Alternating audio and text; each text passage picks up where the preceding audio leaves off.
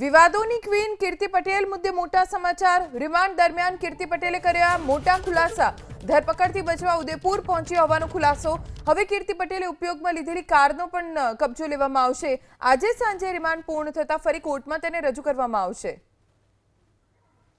કીર્તિ પટેલ જેની રાજસ્થાનના ઉદયપુરથી પોલીસે ધરપકડ કરી। જો કે કીર્તિ પટેલની પૂછપરછમાં મોટો ખુલાસો થયો છે।